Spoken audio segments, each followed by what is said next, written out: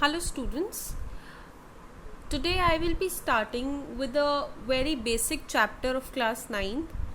This is a chapter in which students basically find a lot of problem in learning, in understanding. Though this is the last chapter of the book, but when it comes to learning it and answering its question in the examination, this chapter is the one which has major errors.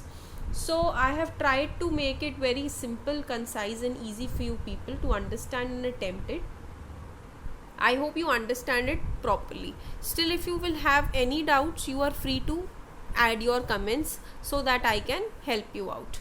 So starting with this new chapter, that is improvement in food resources. As the name suggests, improvement means to correct something, to improve something, to make some changes in whatever the present thing is. किसी चीज़ में सुधार करना, किस चीज़ में? In food resources. So what are our food resources? We all know that we have a lot of agricultural practices. There are many crops which are grown in our country, so all those are food resources. And where are those how do we grow the crops? Where is their, what is their source? Obviously plants. There are so many plants which give us different kinds of vegetables, etc., right? Apart from them, the food resources for us is also from animals, like we get milk from cow.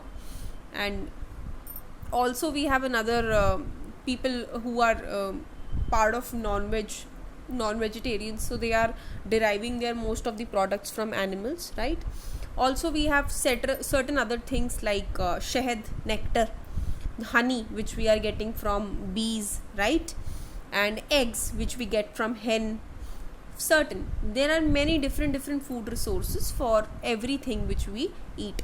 सबका अलग अलग source है कि वो कहाँ से आ रहा है. वेजिटेबल्स प्लांट से आ रही हैं, फ्रूट्स हमारे को ट्रीज दे रहे हैं, eggs we are getting from hen, honey हमें बी से मिलता है, चिकन हमें एनिमल से मिल रहा है, and certain etcetera. Fishes also human beings eat.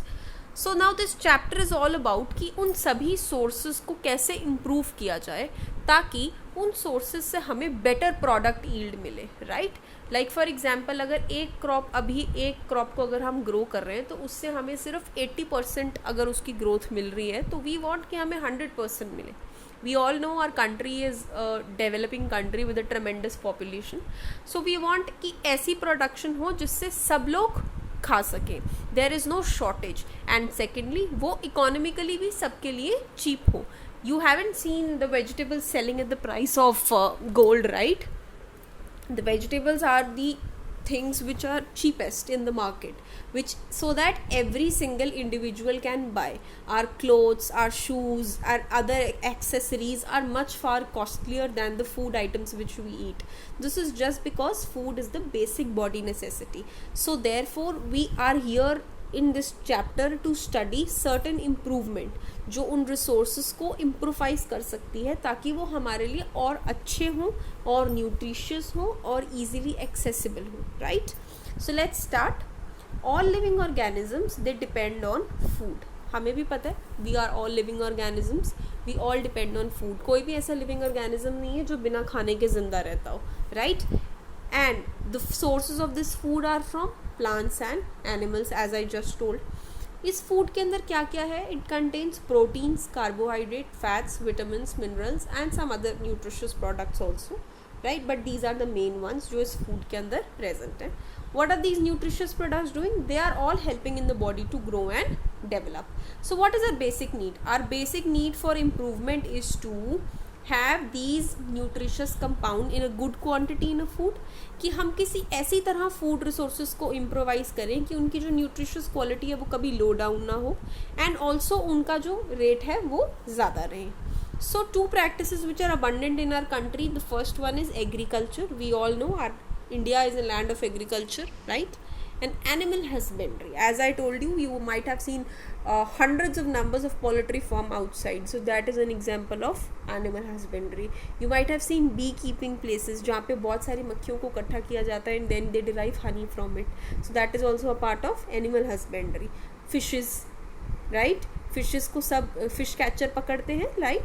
They catch the fishes and then they sell in the market. That market fishes are then sold to the people who then further cook fish and eat, right? So all that comes under the part of animal husbandry. This is how chapter is introductory. Moving ahead, as I told you, we know our country India is a land of extensive cultivation and agriculture. Now you tell me, if 70% of our land is already occupied with agriculture and rest 30% we have used it for our daily activities, for roads, for bridges, for etc etc, so can we increase that 70% of land? No, because that is the only land which is suffice to us for agriculture. So what can we increase, what can we improve? We can improve कि उसी 70% land में we can have 100% of output. So that is what we have to think, that is what we have to study कि कैसे हम उसको और ज़्यादा increase कर सकते हैं. India being a tremendous population, we need to increase productivity and efficiency of crops and livestock. As I told you, हमें क्या increase करने की ज़रूरत है? Productivity. Productivity मतलब उस ज़्यादा amount में हमें vegetables वगैरह या जो भी हमें चाहिए वो मिले. Efficiency मतलब उनका जो nutritious quality है वो maintain रहे. As I told you in the previous slide, जो हमें nutritious quality है वो भी food की maintain रखनी है. Of crops and livestock. Crops we all know, जो हम लोग खेतों में उगाते हैं. And what is life stock? जैसे like cow, buffalo, all these animals जिनसे हमें कोई भी प्रोडक्ट मिलता है, we all classify all these animals under life stock. उससे लाइफ स्टॉक के अंडर रखा जाता है, राइट? सो ऐसी दो चीज़ें पास्ट में हुई हैं, that is green revolution and white revolution, जिससे बहुत ज़्यादा हमारी प्रोडक्टिविटी इंक्रीज़ हुई है. Green revolution was a period in the past when there was tremendous production of food grains. Food grains मतलब क्रॉप्स, वही मतलब इतना ज़्यादा एग्रीकल्चर हुआ कि देयर वाज एक्सटेंसिव प्रोडक्शन. हर ग्रेन, हर फूड ग्रेन बहुत ज़्यादा हाई क्वांटिटी में सेल हुआ. सिमिलरली वाइट रेवोल्यूशन, जब बहुत सारे मिल्क और उसके प्रोडक्ट्स को हमने इंक्रीज़ किया. लेकिन ये चीज़ें रेवोल्यूशन तब थी when we were unaware of the fact कि हम इसको इस तरह भी इंक्रीज़ कर सकते हैं, और हमारे आधे रिसोर्सेज अनयूज्ड थे. हमने सारे रिसोर्सेज को अच्छे से इकट्ठे से यूज़ करके इस रेवोल्यूशन को फॉर्म में लाया. But now after like 20, 30, 50 years rather, I must say, those resources are being used up daily. So are those resources permanent? No.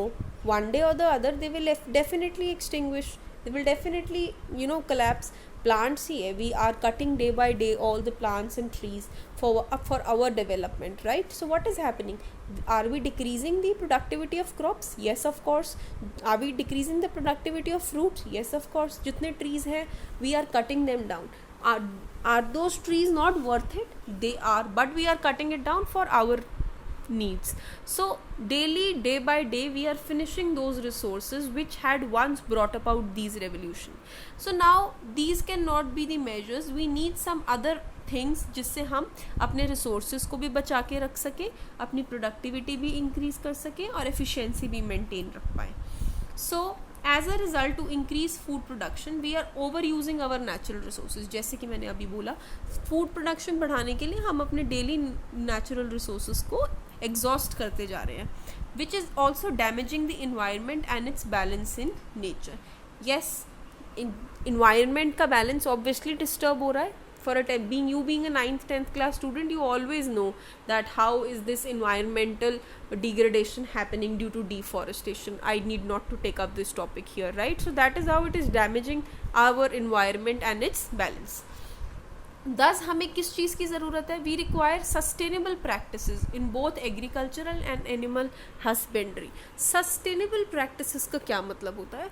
Sustainable practices means the ones which are economically feasible and the one which are crop efficient and productive. मतलब सबसे पहली बात, crop की efficiency वैसी की वैसी ही रहे, change ना हो, उसकी न्यूट्रिशियस क्वालिटी अच्छी हो. सेकेंडली क्रॉप प्रोडक्शन, क्रॉप ज़्यादा से ज़्यादा अमाउंट में प्रोड्यूस हो. थर्डली इकोनॉमिकली फिजिबल, जैसे कि मैंने कहा, वो उस अफोर्डेबल प्राइस पे होना चाहिए जिसको हर टाइप का पर्सन अफोर्ड कर सके, be at middle class, be at lower class, be at upper class, right?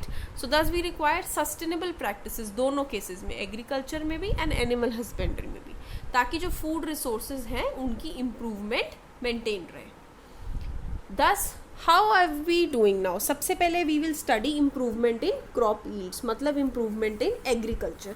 We will study in detail कि कैसे हम अपने एग्रीकल्चर को इम्प्रूव कर सकते हैं. सो एग्रीकल्चर में हम किससे डील करेंगे? food crops से. We have to deal with food crops.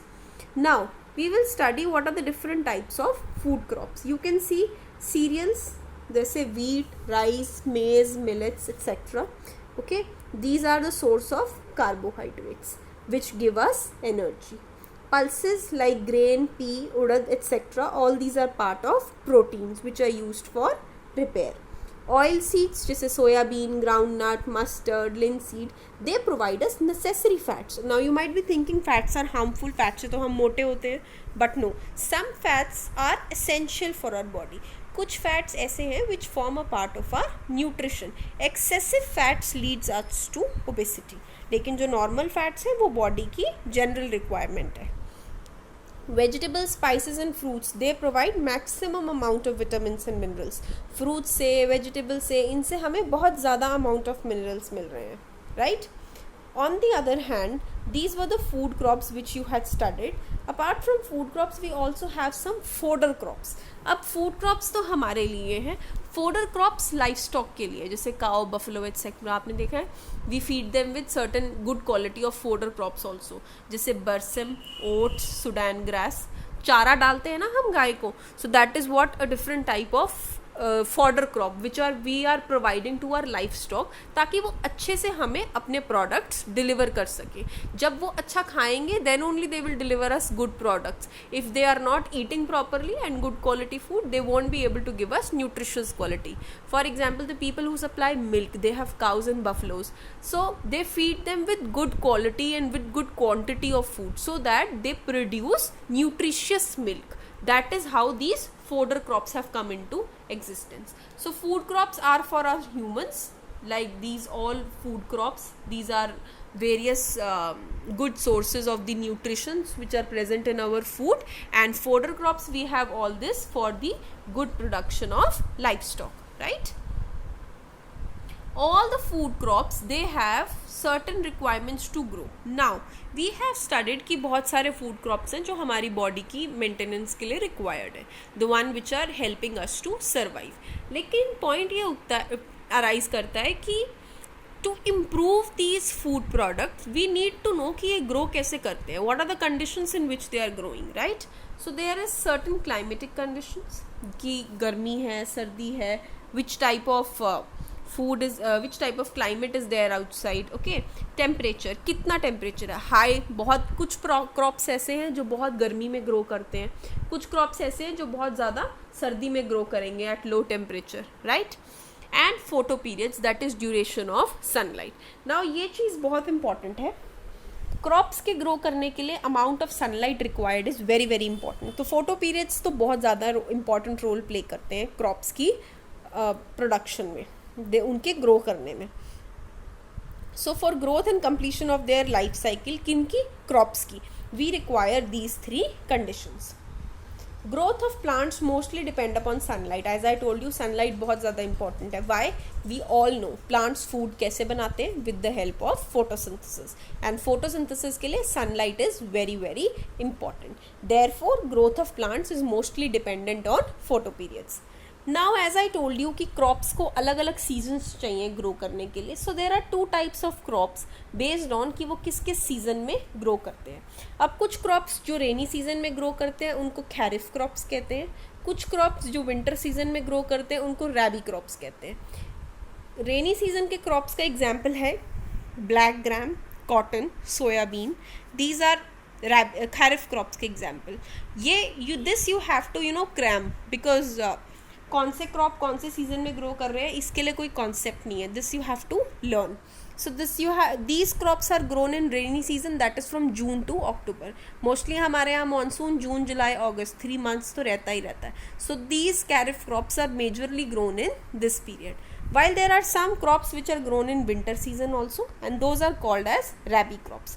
Winter basically November से शुरू होता है, November, December, January, February, 4 months of winter season, and these crops are grown in from November to April, right? जैसे खैरिफ crops rainy season में हम grow करते हैं, उसी तरह हम रैबी क्रॉप्स को विंटर सीजन में ग्रो करते हैं. So these are the type of crops which are based on the type of climatic condition. हमने पढ़ा कि फूड क्रॉप्स हमें क्या क्या प्रोवाइड करते हैं, कैसा कैसा न्यूट्रिशन प्रोवाइड करते हैं। देन वी रेड कि उनको कैसी इन्वायरमेंट चाहिए ग्रो करने के लिए। नाउ इंडिया में there has been 4 times increased production of food grains and only 25% increase in land area in past year. Now this is a very good thing कि हमने सिर्फ 25% लैंड एरिया ही अपना increase किया है, दो हमने प्रोडक्शन 4 times जो पहले हो रही थी उससे 4 गुना ज़्यादा प्रोडक्शन इंक्रीज़ की है, right. So that means we have followed some really good measures. जैसे कि मैंने आपको स्टार्टिंग में बताया था, हम लैंड नहीं इंक्रीज़ कर सकते, there is certain classified land जो हमें अलॉट हो गया है एग्रीकल्चर के लिए, हमें उसी में अपनी प्रोडक्शन को इंक्रीज़ करना है। सो यही हुआ है, 25% ही सिर्फ लैंड इंक्रीज़ हुआ है, बल्कि जो क्रॉप प्रोडक्शन है वो 4 times हो चुकी है, राइट। एंड ये कैसे हुई है? चॉइस फॉर सीड प्लांटिंग, कि किस तरह का सीड हमें प्लांट करना चाहिए, राइट। हमें एक ऐसा सीड उगाना चाहिए जिसकी प्रोडक्टिविटी हाई हो। So that we will study under crop variety improvement, कि क्रॉप वेराइटी को हम कैसे इम्प्रूव कर सकते हैं, right. Secondly nurturing of crop plants, कि जब हमने उस सीड को सो कर दिया तो अब हम उसको नर्चर कैसे करें, मतलब उसको बड़ा कैसे करें। So that will come under crop production improvement, कि हम उसका प्रोडक्शन किस तरह इम्प्रूव कर सकते हैं। सबसे पहले हमने वैरायटी इम्प्रूव की, मतलब हम सीड कैसा लें। दूसरा हमने उसकी प्रोडक्शन इम्प्रूव करनी है, दैट मीन्स हम उसको ग्रो कैसे करेंगे। Thirdly protection of growing and harvested crops from loss. अब बहुत से लॉसेज होते हैं, जैसे क्रॉप्स डैमेज हो जाते हैं किसी भी तरह से, कोई नेचुरल कैलामिटी से या किसी तरह के इंसेक्ट से या any how. So that is protection of growing and harvested crops, that will come under crop protection management.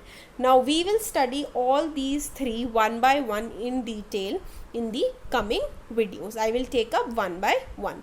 So by this I have explained you the basic of this chapter, कि इसमें है क्या, हमने क्या पढ़ना है और क्यों पढ़ना है. So I hope it is clear. Still if you have any doubts, please let me know. Thank you.